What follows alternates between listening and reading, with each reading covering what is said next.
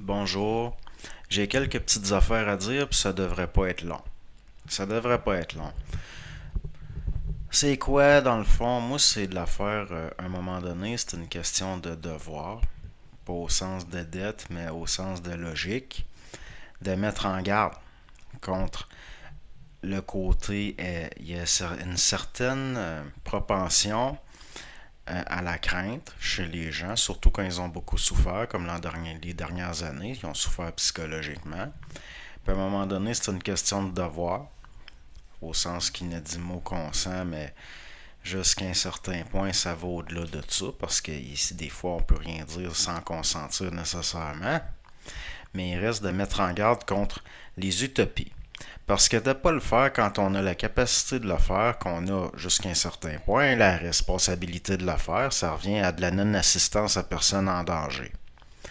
Ça revient à de la non-assistance à personne en danger dans le sens que on a la possibilité d'empêcher énormément d'énergie de se perdre au niveau des individus.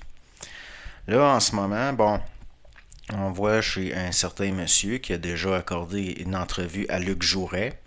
Luc Jouret qui était à la tête d'une utopie de ferme expérimentale dans les Laurentides à Moronite, que ça a fini rattaché d'ailleurs possiblement, si on regarde par rapport en Europe, Michel Tabachnik qui semble rattaché entre autres à des affaires comme la Morque, avec ses écrits comme qu'on va appeler les archers, puis des affaires de même. On reconnaît un peu par d'où ça sent, on voit d'où ça vient, comment ça finit.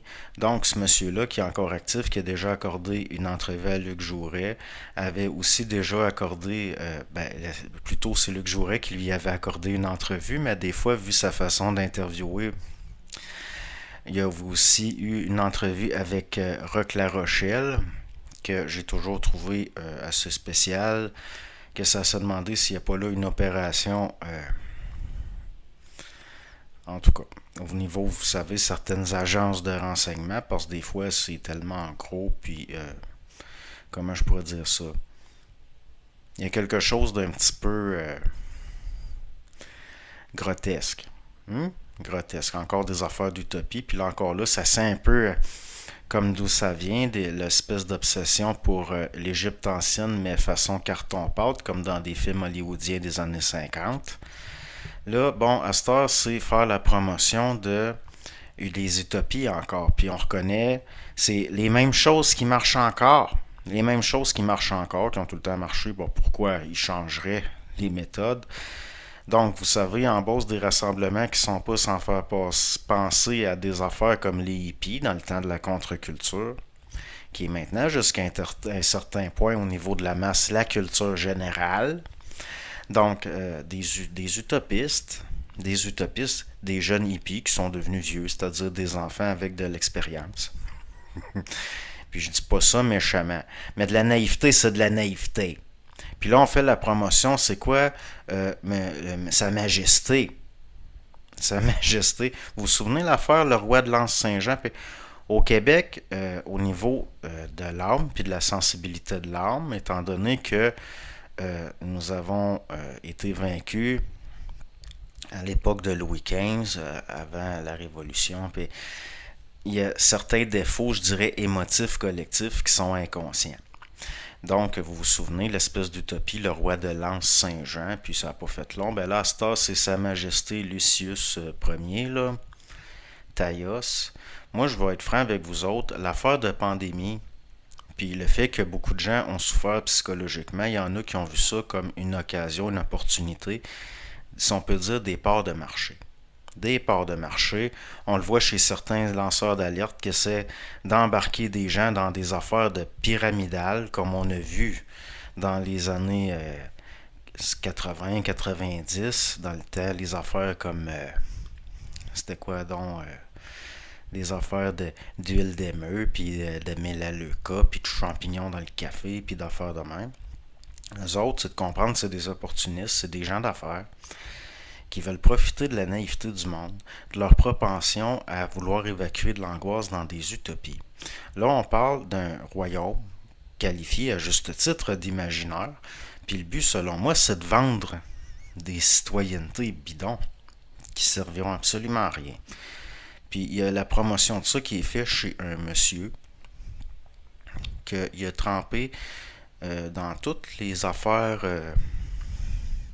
qui ressemblent à ça. Il y a tout le temps un lien, il est tout le temps partout où ça sent comme d'où ça vient, lui, il est pas loin. Il est pas loin.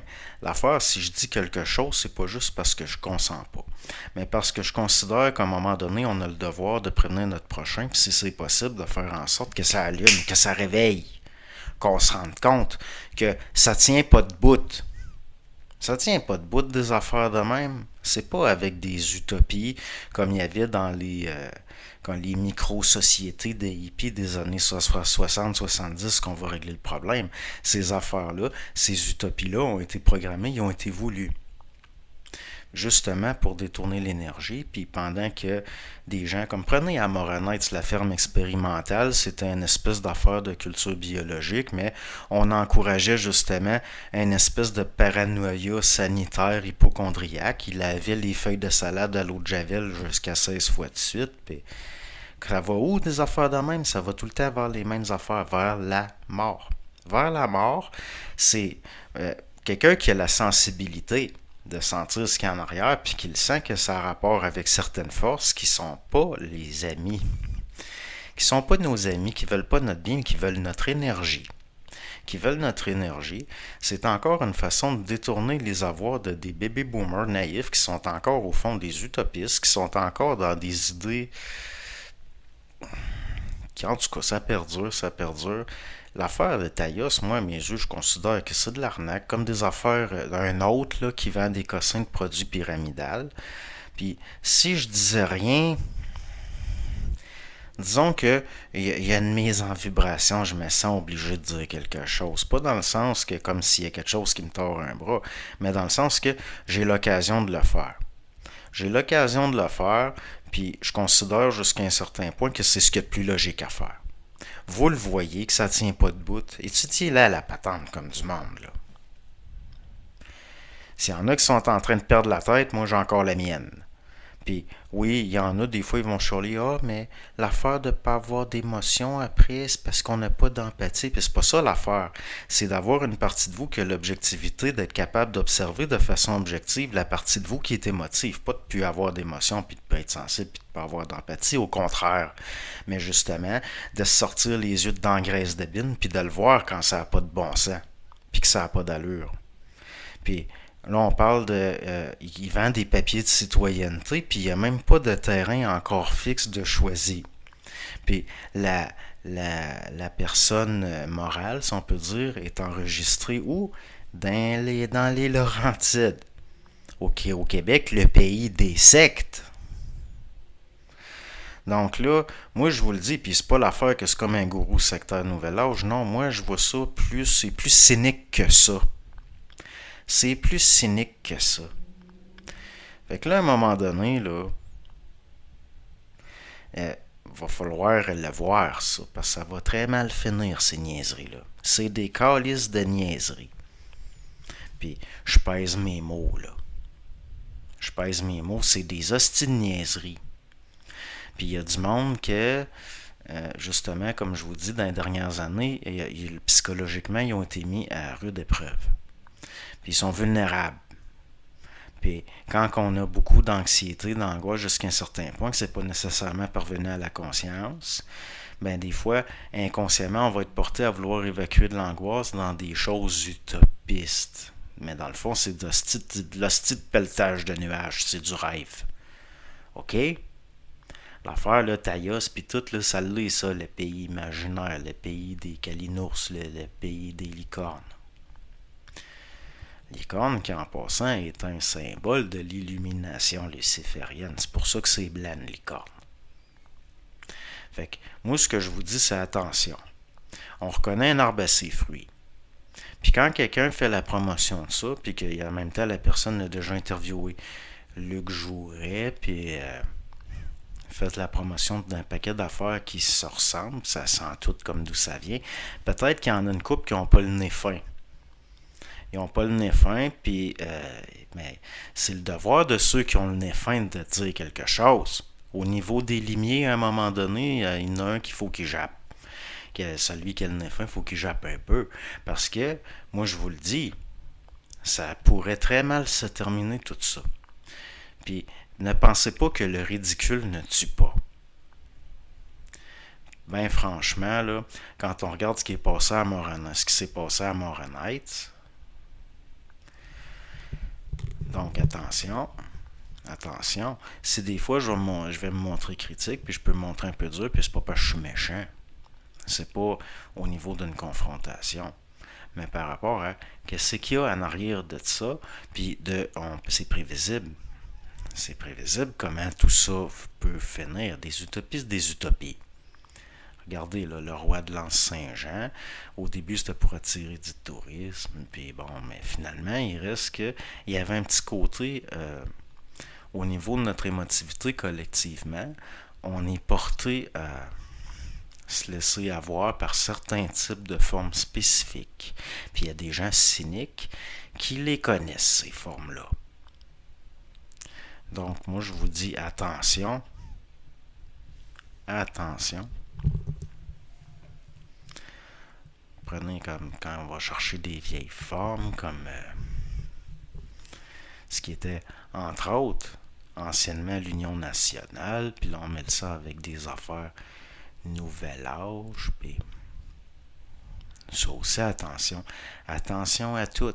Puis l'affaire, c'est pas de devenir paranoïaque, mais d'être à l'affût, puis de pas avoir d'idées reçues, mais pas au sens de croire n'importe quoi. Justement. On n'est pas pour se laisser faire par comment je pourrais appeler ça? Des stratégies de marketing. Des stratégies de marketing. Rappelez-vous l'autre là, qui voulait construire. Il y en a un lanceur d'alerte au Québec à un moment donné. Il s'était rendu, il voulait un bateau, là, l'arche. L'arche d'un tel. Puis là, sa star, c'est de vendre des affaires dans des structures pyramidales.